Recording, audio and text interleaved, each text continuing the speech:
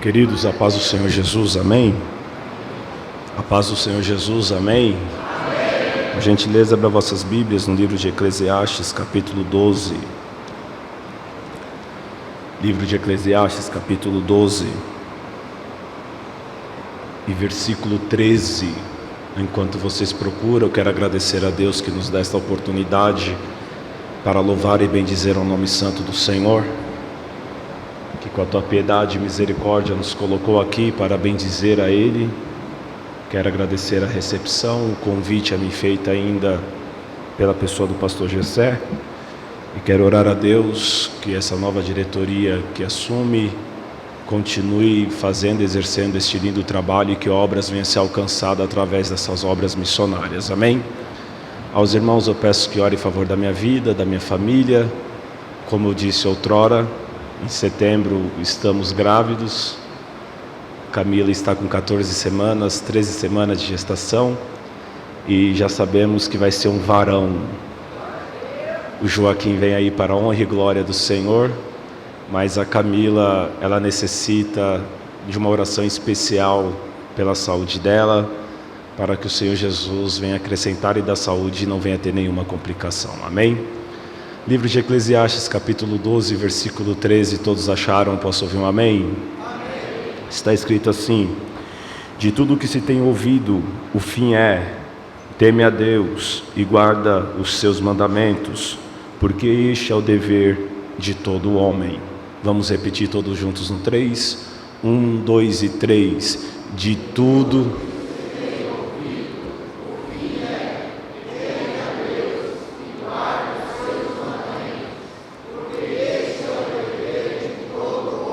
Toma o teu assento, por gentileza.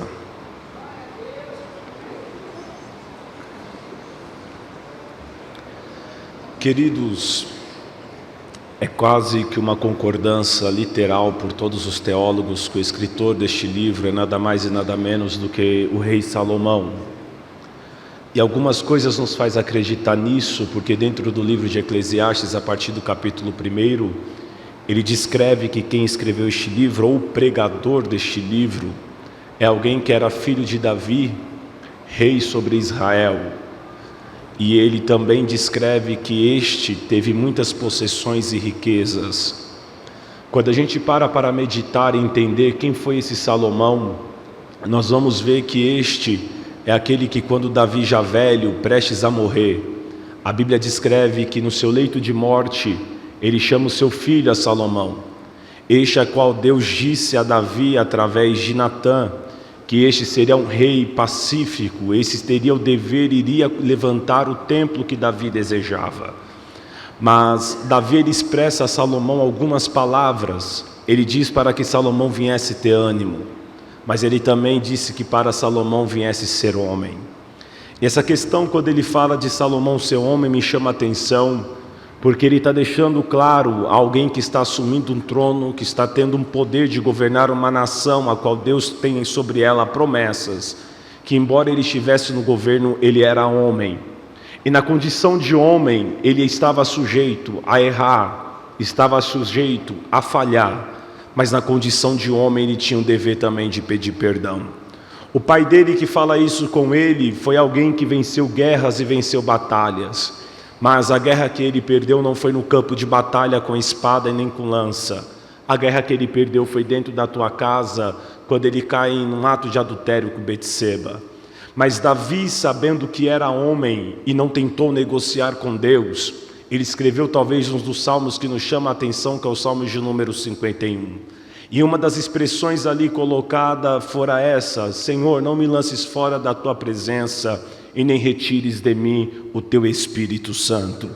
Este Davi que clama isso é o mesmo Davi que descreve que ele deitou-se e levantou porque o Senhor lhe sustentou. Este mesmo Davi é aquele que canta dizendo que os seus olhos ele elevou para o alto, e a pergunta que ele fez: de onde é que viria o seu socorro? Este Davi, embora vencera muitas batalhas, a história da sua vida também foi de fuga de Saul, e quando Saul foi entregue em suas mãos, e ele poderia ferir, ele disse: longe de mim tocar no ungido do Senhor. Quando ele fala essa expressão a Salomão para ser homem, é entender as suas fraquezas, é entender a sua humanidade e é entender a dependência total em Deus. E as expressões de Davi a Salomão também, antes que terminasse, foi: ande na presença de Deus, para que ele se cumpra na tua vida tudo aquilo que ele disse a mim, que se os meus filhos andassem na sua lei, Deus colocaria eles para governar sobre Israel. Este Salomão é aquele que logo no início do seu reinado, ele nos chama a atenção, porque ele é alguém que ele inicia o seu reinado já sacrificando. E esse sacrifício que ele faz é um sacrifício demonstrando dependência de Deus e querendo atrair a Deus. Deus o visita pela madrugada e o Senhor pergunta a ele: por que tu levantou tanta fumaça? O que é que tu queres? Peça o que tu queres e eu lhe darei. E Salomão, ele era sábio até mesmo no pedir, que ele olhou e disse: Senhor, eu não quero riqueza, eu quero sabedoria para entrar e sair no meio deste povo, porque ele é muito numeroso. A Bíblia descreve que Deus olhou para ele e disse: como não me pediste riqueza e nem os vossos inimigos nas suas mãos, eis que eu te dou riqueza, eis que te dou sabedoria, mas também eu alargo o vosso reino, dou paz ao vosso reino e também te abasteço em riqueza. Esse Salomão foi aquele que no seu reinado ele construiu casas de campos, construiu castelos, mas também ele edificara o templo. E na edificação do templo, este rei Salomão, quando ele faz a festa, e quando antes de terminar a festa ele levanta o sacrifício, o fogo desce naquele altar, a glória desce também. Mas quando ele vai para a sua casa dormir, o que nos chama a atenção é que Deus gostava de incomodar a Salomão em sonhos e no sono. Deus olha para ele dizendo: eis que coloquei os meus olhos sobre este lugar, e o meu ouvido atenta à oração de meu povo. Se aqui vier a fome, a peste, a escassez, é aqui em que eles devem clamar. E ele descreve dizendo aquele versículo emblemático que todos nós sabemos, que é 2 Crônicas 7,14: se esse meu povo que se chama pelo meu nome se humilhar e buscar a minha face, então eu, Deus, ouvirei do céu, perdoarei o vosso pecado e sararei a vossa terra. Mas antes que ele termina de falar com Salomão, ele está dizendo: mas se aqui vocês levantarem deuses estranhos, eis que derrubarei este templo, colocarei para fora da minha terra este povo. Isso me chama a atenção, porque o Deus que está fazendo promessa e que está dizendo que gostou do culto, é o Deus que está dizendo que a terra é a dele. O Deus que gostou daquele lugar em que Salomão edificou o templo, e antes que alguém viesse se vangloriar, o Deus estava dizendo que aquela terra era dele. Salomão, na sua sabedoria, conseguiu atrair muitas pessoas de longe. E Salomão, sem guerra, ele conseguiu expandir o vosso reino. Salomão trouxe prosperidade para dentro de Israel. Salomão prosperou no seu reinado.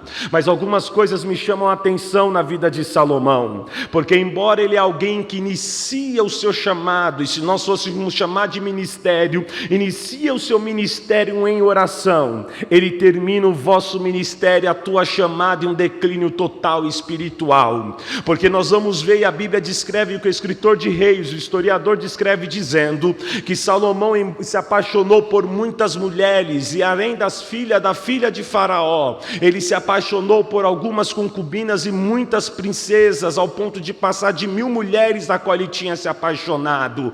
E na sua velhice ele se entregou à idolatria delas, e essa idolatria ele instituiu como culto dentro de Israel. A Bíblia descreve dizendo que por causa dessa idolatria, Deus visita Salomão dizendo: Salomão, eis que estou rasgando este reino, e não é por causa de você, é por causa da minha palavra que eu falei a Davi. Eu deixarei uma tribo sobre o governo, e isso não será no seu tempo, será no tempo do vosso filho. E a Bíblia descreve então que Salomão agora está entregue à idolatria. Mas o que me chama a atenção é que esse Salomão, que ele se entregou à idolatria, é o mesmo Salomão que escreveu Provérbios, é o mesmo Salomão que apaixonado escreveu o livro de Cantares, e é o mesmo Salomão que talvez decepcionado escreveu o livro de Eclesiastes.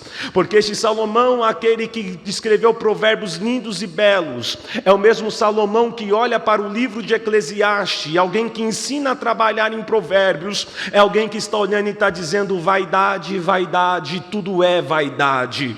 É alguém que olha e descreve que ele se deleitou em vossa riqueza. E como no desprezo da riqueza que ele tem, ele está dizendo que o fim do rico e do pobre é o mesmo. É o mesmo sábio, Salomão, que buscou a sabedoria, está olhando e está dizendo que o fim do tolo e do sábio é o mesmo. É o mesmo Salomão que tivera a riqueza, ele olhou descrevendo, dizendo: embora um rei conquiste muita riqueza, o fim dele é levar nada e fica para o seu filho, e de nenhum tem um proveito.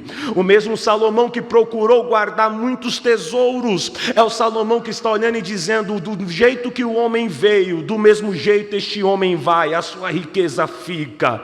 Este mesmo Salomão que ele, embora tivera muita sabedoria e buscou, ele termina dizendo que a sabedoria é um enfado para a carne. Se alguém assentasse com Salomão naquele momento, talvez iria olhar e dizer: Salomão, vou trabalhar. Ele está dizendo: Deus colocou o trabalho como castigo a todos os homens. Salomão, estou almejando ser a riqueza para você vai te trazer dor, porque o trabalhador come e se alegra com o teu trabalho, mas o rico não consegue ter o vosso sono. Ele olha descrevendo: pior do que ser miserável é viver 100 anos e não alcançar as bênçãos do Senhor. O Salomão apaixonado está olhando e está dizendo bem assim: encontrei algo mais amargo do que a morte, uma mulher cujo seu coração é como rede, as suas mãos são como ataduras. Este é o Salomão que ele resolve olhar para o ciclo da terra e ele está dizendo: não há nada que alguém consiga fazer de novo, porque tudo que existe hoje, outrora já existiu. Todo decreto que é estabelecido, outrora fora decretado. Se alguém sentasse com Salomão para dizer: Salomão, eu estou muito feliz porque agora estou plantando, ele estaria dizendo: fica tranquilo, porque há tempo para todas as coisas. O Salomão que fez festas e festas, agora está olhando e está dizendo: melhor é ir a uma casa enlutada. O sábio entra na casa enlutada, mas o tolo vive as vossas vidas em festa. Esse é o Salomão que está olhando, e talvez alguém está olhando para ele e está dizendo: Salomão está decepcionado. Ele está dizendo: não, eu estou fazendo uma reflexão do que é a vida nessa terra. Estou ensinando para aqueles que leem e que ouvem que as coisas dessa terra são passageiras. Não adianta se aprender as vossas riquezas, porque a sua riqueza não vai te dar vida. Não adianta se apegar ao vosso dinheiro, porque o seu dinheiro não vai sarar-te da tua doença. Não adianta aprender em vossos amigos, eles são transitórios, porque é um dia de tu abraçar, mas há o dia de tu ficar solitário. É o Salomão que está olhando para o fluxo da vida. E se nós olhássemos esse livro com um pouco mais de atenção, talvez muitos de nós não estaríamos apegados, correndo tanto por coisas terrenas, porque o que Salomão está ensinando para nós é o que Jesus descreve muito à frente: não ajunteis tesouro na terra, porque aqui vem o ladrão e rouba, aqui vem a ferrugem que corrói, aqui vem a traça e come, mas ajunteis tesouro no céu. Pregador, que Salomão está ensinando é não trabalhar, não. O que Salomão está ensinando é o que Paulo descreveu, dizendo que o amor ao dinheiro é a raiz de todos os males, que nós nos apegando a ele nos corrompe e ele nos destrói. É isso que Salomão está dizendo, e João descreve dizendo bem assim: não ameis o mundo, nem tudo que no mundo há. Quando nós olhamos para Salomão escrevendo essas coisas, nós não terminaríamos a ler Eclesiastes deprimido, nós terminaríamos de ler Eclesiastes mais espiritual, porque a nossa geração é uma geração que está muito mais presa às coisas da carne do que às coisas do céu. Quando alguém vem e chega a nós dizendo: Deus tem uma chamada com a tua vida, nós vamos responder dizendo: deixa eu terminar primeiro a minha faculdade, deixa eu me aposentar para eu fazer e depois eu vou, porque para nós o que vale mais são as coisas dessa terra e o apego a ela. Mas Salomão está ensinando dentro do livro de Eclesiastes: isso é uma vaidade, é uma bolha de sabão que, embora seja linda e bela, é um pleno vazio. Um dia ela estoura.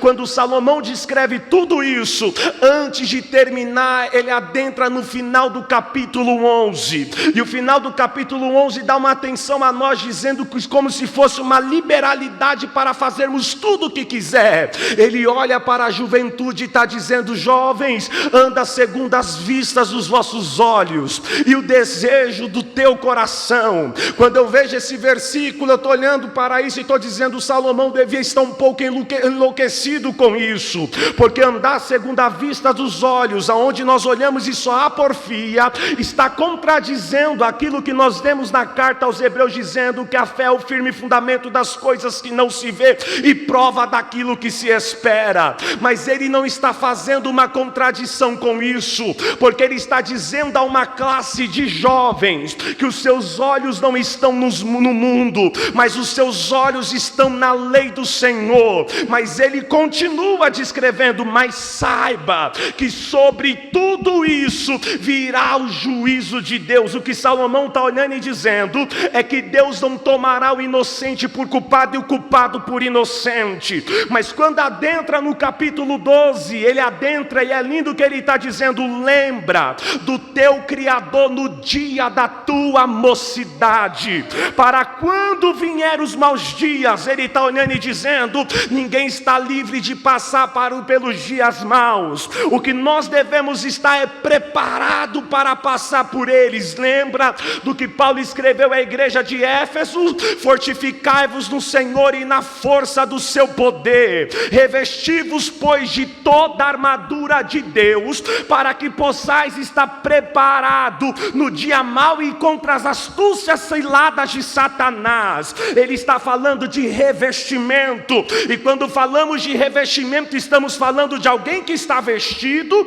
e foi revestido. Lembra do que Jesus descreve aos seus discípulos antes de subir ao céu: ficai em Jerusalém até que do alto sejais revestido de poder. Vocês estão vestidos de salvação, estão vestidos de graça, mas do céu vocês receberão através da pessoa do Espírito Santo poder. E para que serve esse poder? Poder para proclamar, poder para anunciar. E por isso que ele está dizendo: ide, pregai, anunciai. E ele está falando do poder de repreender demônio, ele está falando do poder de dar cura ao enfermo, ele está falando do poder através do nome de Jesus. E ele descreve dizendo: tudo que pedindo em meu nome, crendo, recebereis.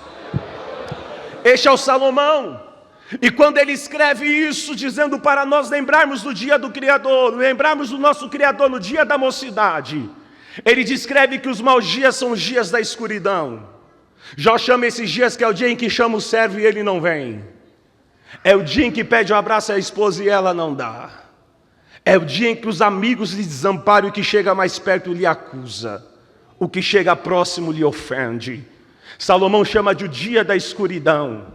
E por que devemos lembrar do nosso Criador? É para quando chegar esses dias, alguém apontar o dedo para você e você dizer como disse Jó: na minha mocidade, nunca toquei em uma virgem, nunca despedi um viajante pela madrugada, nunca soneguei o salário aos meus empregados, eu andei reto na tua presença.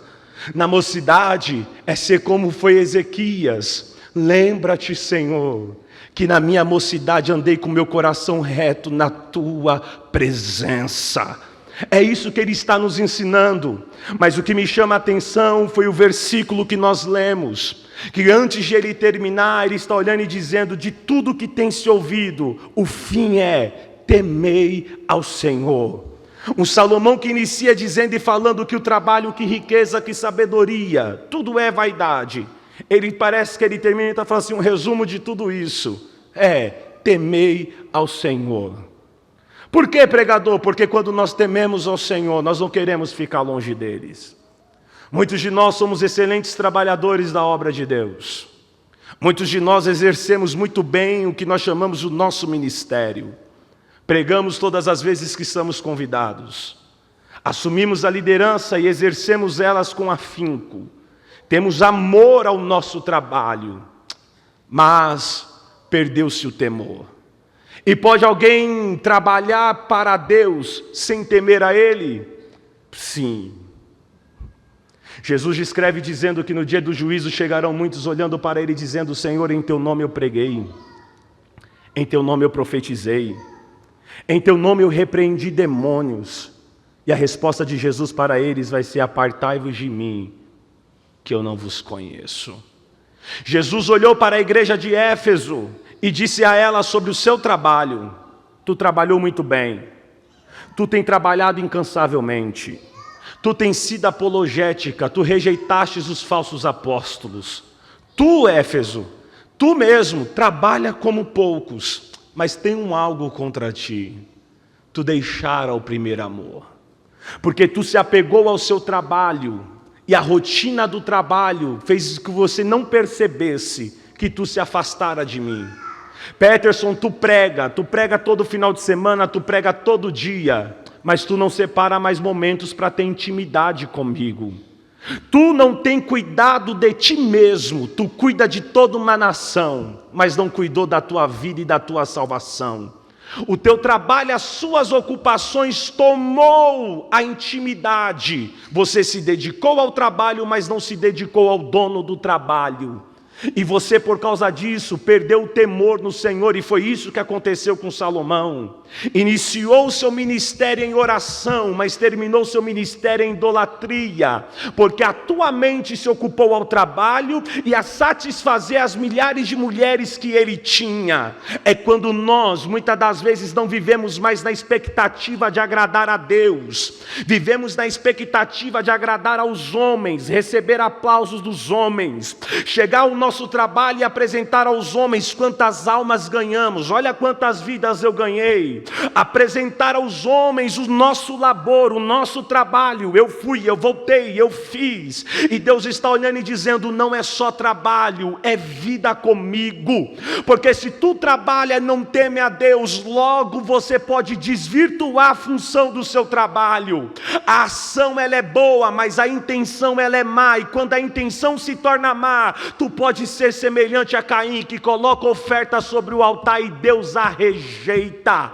Você pode ser semelhante a Saul, que coloca sacrifícios sobre os altares e faz culto, e Deus está olhando e dizendo: eu já o rejeitei. Porque a questão aqui não é o quanto que eu faço, a questão é o quanto eu tenho intimidade e vida com Deus.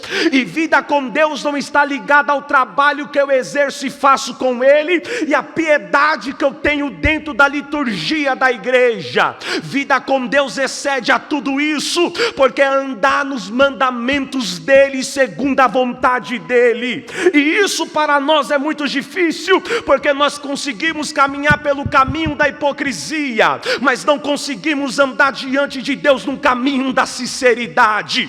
Conseguimos apresentar aos homens uma falsa piedade, mas não conseguimos no nosso secreto apresentar a Deus essa santidade que necessitamos ter diante dEle. Porque santidade para mostrar aos homens é hipocrisia da nossa alma, e não é isso que Deus quer. Deus não quer um Peterson que se apresenta aos homens, Deus quer um Peterson que todos os dias chama Deus para dentro da tua vida e Deus para o controle dela. Deus não quer um Peterson dos altares e um Peterson da pregação. Deus quer um Peterson que seja amigo dEle, e ter amizade com Ele não é o que eu penso sobre Ele, é o que eu aceitei dEle sobre a minha vida. Não fui chamado para ser apenas um trabalhador, eu fui chamado para ter intimidade com Ele, e foi isso que Ele disse aos seus discípulos na última ceia: não vos chamarei mais de servo, mas eu vos chamo de amigo. E esse é o cuidado que Tiago tem para nos ensinar. Adúlteros, não sabeis vós que a amizade com o mundo gera inimizade para com Deus? Consegue carregar a Bíblia, Peterson, consegue pregar, Peterson, mas tu tem um amor ao mundo. Você está aqui para exercer a sua função, você está aqui para agradar aos homens, para não decepcioná-los, mas que tu ama mesmo é o mundo. Tu não vem para dar a Deus, tu vem para receber dEle. Por que tu vai para o culto? Porque eu quero ouvir uma boa palavra. Por que tu vai para o culto? Porque eu quero ouvir um bom louvor. Por que tu vai para o culto? Porque eu tenho que cantar e tocar na orquestra, no coral, no grupo de jovens, no grupo das irmãs. Por que tu vai no culto? É porque eu tenho a função diaconal, então eu tenho que trabalhar lá no culto. Eu tenho que receber os visitantes, eu tenho que recolher as ofertas. Por que tu vai no culto? É porque eu tenho uma função ministerial e tenho que assentar nas cadeiras para que as pessoas continuem vendo que eu sou pastor, que eu sou pregador, que eu sou presbítero. E Deus está olhando e está dizendo, não, tu vem no culto porque tu ama. E amar é doar-se, amar é dar, oh glória. Quando Paulo ele disserta para a igreja de Romanos o que é a graça, o que é o amor de Deus para com os homens, e ele descrevendo que Deus amou, nos amou e deu demonstração do seu amor a todos os homens, que deu o seu Filho. Quando ele fala de nós que recebemos a graça, ele começa o capítulo 12 dizendo bem assim: portanto, meus irmãos, rogo-vos que vos apresentai-vos com vosso corpo santo em sacrifício ao Senhor. O que é isso, pregador? É que Deus amou e sacrificou o seu Filho, e como eu amo, eu devo sacrificar também a minha vida. E sacrificar a minha vida é abandonar os meus prazeres, não por causa da obra, mas por causa do Deus da obra. Eu não assumi uma função missionária e abandonei a minha vida por causa da função missionária. Eu abandonei a minha vida por causa do amor que eu sinto por Deus, e trato tudo das coisas dessa vida como anátema, trato tudo isso como algo desprezível, porque o que tem maior para mim é a presença de Deus na minha vida. Exercer o trabalho para mim não é um sacrifício, exercer o trabalho para mim é uma dádiva, porque eu não merecia estar aqui trabalhando, mas Ele me tirou da onde eu pensei que não iria sair, e me fez assentar nos lugares que eu pensei que nunca iria me assentar. Essa é a questão. Então quem teme a Deus não vive para trabalhar. Quem teme a Deus vive para agradar a Deus, porque o temor dele é não ter Deus mais na sua vida. O saudoso pastor Luiz Antônio, em uma das suas pregações, ele descreve dizendo: se eu pecar, se for para eu pecar e perder a minha salvação, que Deus me leve um dia antes, porque o que eu quero é o céu. Essa pregação dele me chama a atenção, porque ele está olhando e está dizendo: eu não quero exercer meu ministério por 100 anos, eu quero é o céu, eu quero ir para o céu, porque não adianta ganhar o mundo todo e perder a minha vida. Não adianta no grande dia se apresentar aos ouvintes da minha pregação, e se for para o céu e eu for levado ao juízo para ser condenado ao inferno, não adianta. Então o que Salomão está nos ensinando é temer ao Senhor, porque a cadeira em que tu estás sentado não te levará para o céu, a carteirinha que tu carrega não te levará para o céu. Não, não, não, não, não, porque quem te colocou aí foi o dono do céu, e ele te tira a hora que quer e coloca a hora que quiser. Oh querido, nós temos que olhar para as coisas desta vida, e não é um desprezo na sua totalidade, é olhar e dizer que mais precioso é o céu para mim. Então não importa a cadeira que eu estou assentado, o que importa é aonde ele disse que eu irei me assentar, e isso está na Bíblia: aos que vencer, assentará comigo no meu trono, assim como eu assentei com meu Pai. Querido, as cadeiras dessa terra é passageira, os aplausos dessa terra é passageiro, as curtidas em vídeos, em foto é passageiro, dizer que tu é o pregador, o pastor do momento é passageiro, mas se tem uma coisa que não passa, é o céu para a nossa vida. E é por isso que o escritor da carta aos Hebreus nos ensina dizendo: estamos rodeados de uma tão grande nuvem de testemunha. Muitos estão torcendo para o sucesso e outros estão torcendo para o fracasso, mas não importa o que eles esperam de nós, o que importa foi o porquê que nós adentramos nessa arena. É que nós temos um objetivo de chegar na linha de chegada, e no reino do céu não é quem chega primeiro, no reino do céu é quem completa a sua jornada. Eu não não estou aqui para ser melhor pregador do que você. Eu não estou aqui para ser melhor do que você. Longe de mim isso. Porque no dia em que eu pensar que eu sou melhor do que você, Deus está olhando e dizendo que o maior é o menor, que o menor é o maior no reino dele. Então não estou aqui para olhar e dizer eu cresci. Eu estou aqui para dizer que o Senhor apareça, que o Senhor cresça e que a glória dele resplandeça em minha vida. É isso que ele está ensinando. Então temei ao Senhor. Mas ele fala que isso é uma obrigação para todos os homens. Ele não está dizendo que isso é uma obrigação para quem faz obra missionária. Obedecer os mandamentos de Deus não é para quem sobe nos altares somente. É para todos. É para o que fala e para o que ouve. E aqui há umas implicações sobre a nossa vida. Porque para muitos que nós que estamos assentados, usufruímos do conforto daqueles que trabalham muito. Não oramos porque tem quem ora. Não evangelizamos porque tem quem evangeliza. E para muitos de nós até mesmo ofertar é mais fácil do que ir trabalhar. Se quiser oferta eu te dou, mas se quiser trabalho eu não vou. Porque nós usufruímos do conforto do trabalho dos outros. E muitas das vezes não conseguimos nem nos alegrar com o trabalho destes. Não conseguimos nem elogiar o trabalho destes. Nos colocamos na posição de senhores e maiores dizendo, deveria ser de tal jeito. Se fosse eu, faria assim. Somos aqueles que se assentam nas cadeiras para reclamar, mas não nos levantamos para ajudar. E este é um problema, porque nós apontamos para os outros e terceirizamos a responsabilidade dizendo, deveria ser eles, e não deve ser eu. A pergunta que vem é que muitas das vezes nós somos os Adãos e Evas do século 21. A culpa não é minha, a culpa é dela. A culpa não é minha, a culpa é da serpente.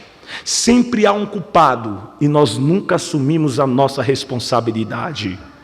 Por que tu não pregou? É porque não deu oportunidade. Por que tu não cantou? É porque não deu oportunidade. Aí ele está olhando e está dizendo, oportunidade não se dá, oportunidade se gera. Você foi atrás dela? Você abriu as portas? Ou você preferiu ficar no seu lugar, no seu comodismo, dizendo, eu espero que venha até a mim?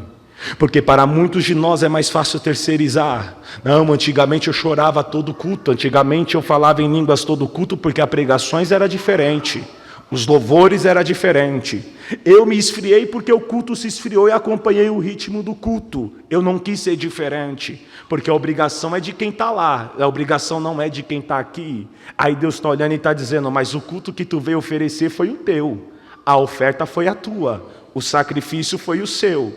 Tu terceirizou a ordenança. Você não se preocupa mais em oferecer o culto. Quem tem que se preparar para oferecer o culto é só o pregador, é só a liderança do culto. É eles que têm que orar. É eles que têm que jejuar, é eles que têm que ler a Bíblia. E eu só vou ficar vendo o que eles estão fazendo. Aí Deus está dizendo, isso aqui é mandamento para todos os homens. Orar é um mandamento para toda a igreja, do menor ao maior. Jejuar é um mandamento para todos, do menor ao maior. E aí não adianta procurar culpado, porque você vive uma vida na inércia, uma vida preguiçosa. E quando chega na hora do culto, tu quer ser batizado. Tu quer ser renovado, tu quer ser cheio, tu quer falar em língua, e aí o pregador tem que sacrificar, o pregador tem que morrer no altar, para você fazer e falar. Você quer que desça fogo do céu para você levantar a sua mão, e Deus está olhando e está dizendo, se tu esperar isso não vai acontecer, porque todas as vezes que o fogo desceu, alguém teve que fazer alguma coisa. Elias teve que orar, Salomão junto com toda a congregação teve que sacrificar, Moisés junto com todo o povo teve que entregar a oferta, e Salomão também teve que ofertar. Se você quer fogo do céu, começa por você. Prepara o teu altar, prepara o teu sacrifício. Tu quer renovo, começa você. Obedecer mandamento não é um algo de só quem está em cima, também é de quem está embaixo, porque esse culto aqui não é um culto apenas do pregador, é um culto coletivo, onde todo mundo está cultuando e está todo mundo oferecendo.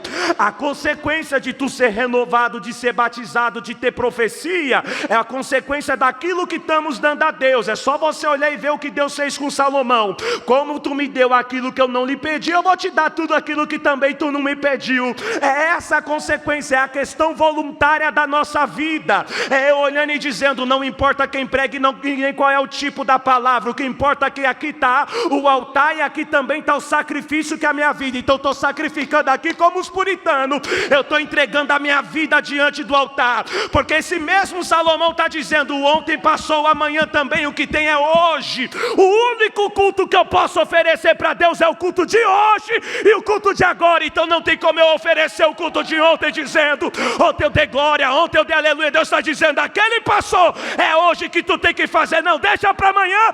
Ele está dizendo, amanhã não pode chegar, faça hoje. Tenha prazer, tenha temor. Temer ao Senhor é o mandamento de todos os homens, porque Ele mesmo está descrevendo, porque sobre todas as obras do homem virá o juízo de Deus. Quer que esteja exposta, todas as que estão ocultas serão julgadas.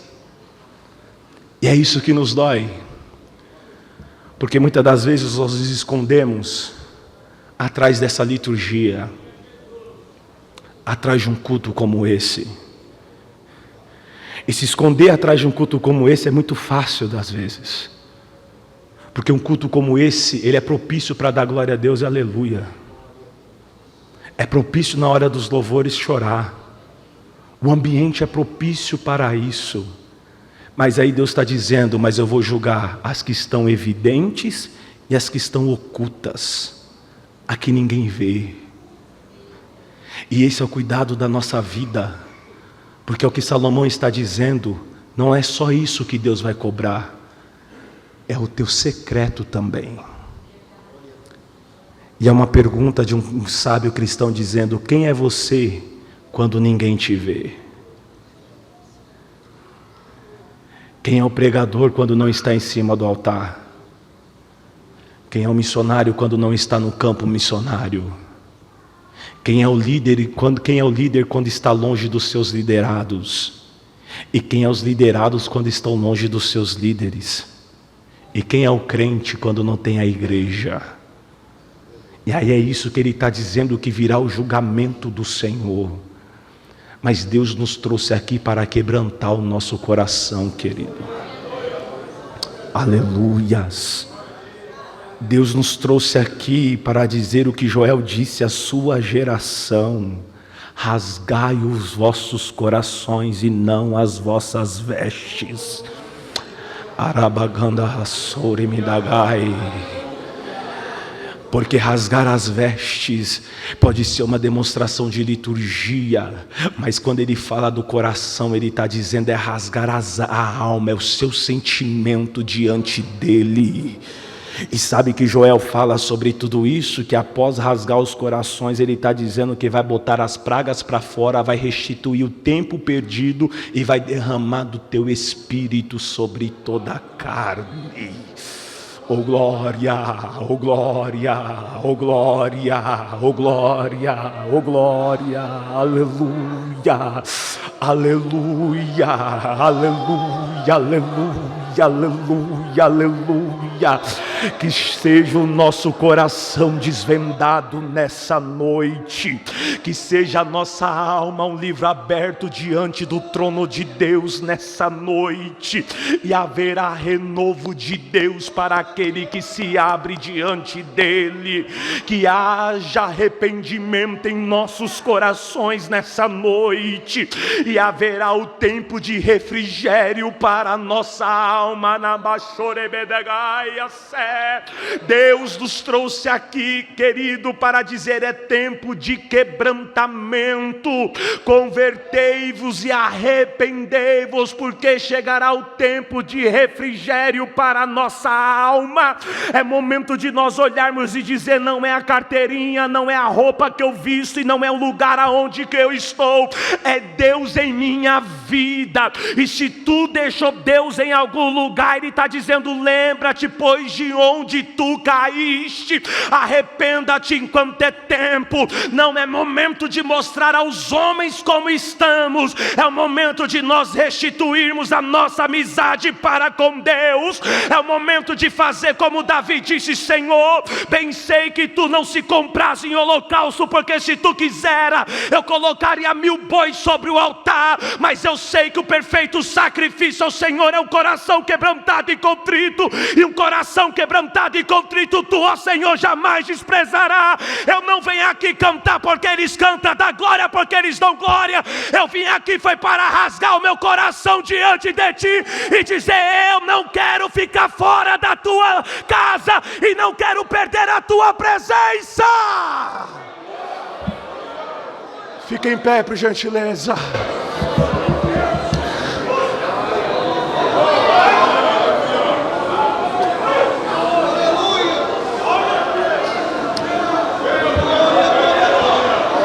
Arabashuri Mindagaias, Elemandarabashuri Mindagaias,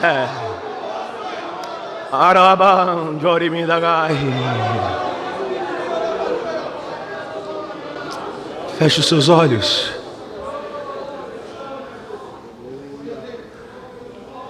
Feche os seus olhos, por gentileza.